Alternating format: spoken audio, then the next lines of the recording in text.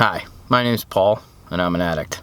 My drug of choice are rusty old Fords. I know it's a cliche to blame your parents, but I'm gonna.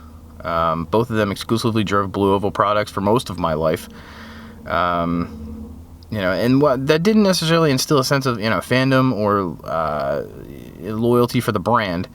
It did cultivate a compassion for underdogs, and I'm drawn to, it's a compulsion, really. That disregarded Ford looking for that second or third or sometimes fourth lease on life, and like a bruiser, good lord. And that leads us to the latest addition to the Ingenuity stable. Well, this.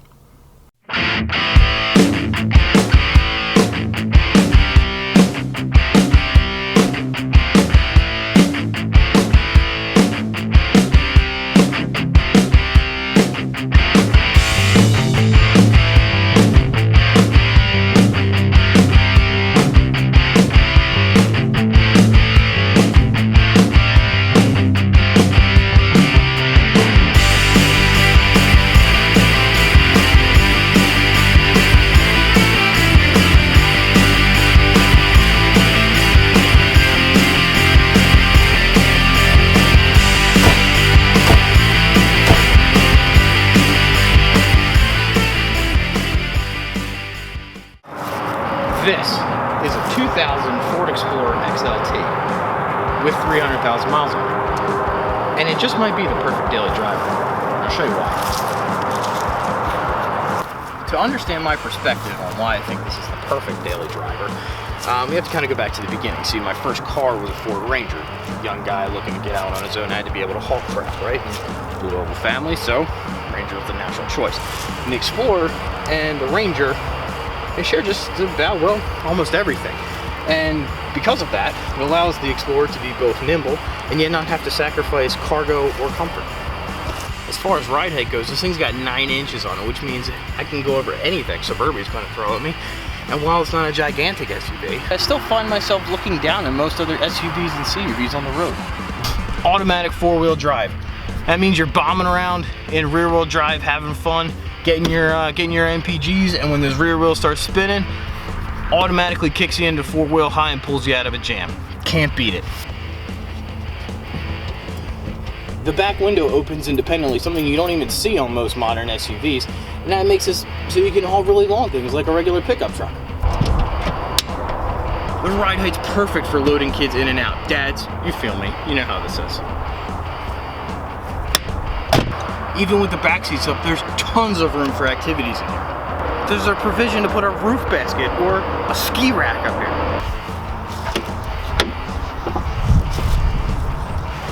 Hood struts for one-handed operation. This 4-liter is extremely torquey, and yet I've been averaging 17 miles to the gallon. Not to mention, it does it on 87. I get 19 miles to the gallon in the STI, and that takes 93, so it's already a gas savings. One of the other great things is cheap maintenance. There's no exotic fluids, no exotic parts, no crazy filters. All basic stuff. Tow hitch capability. Did I mention this thing could haul stuff?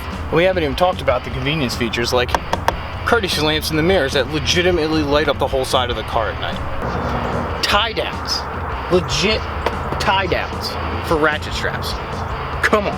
Power everything. There's even cutouts for the friggin' mug handles. Did I mention cargo capacity? For me, this is the holy grail. This is where it's at. Rear HVAC. This keeps your second row occupants, be they kids or just dudes enjoying a road soda, comfy and happy. You've got heat, you've got AC, you've even got radio controls down there. Doesn't get any better than this. Did I mention cargo capacity? So now that I've extolled the virtues of Ford's greatest automotive accomplishment, you're probably wondering a couple things. One, at 300,000 miles and almost 20 years old, how much should I get it for? What the hell's wrong with it? The first part of that answer is pretty easy. 150 bucks. That's what it costs to tag and title a car here in PA. I had a friend with a growing fleet, and this one got bumped out, and because of my addiction, here she is. The second part, well, that's more easily answered with a bit of a tour. We'll start at this wheel because it has 2 problems. One, the exhaust manifold is cracked, and both of them are leaking, but this side's cracked.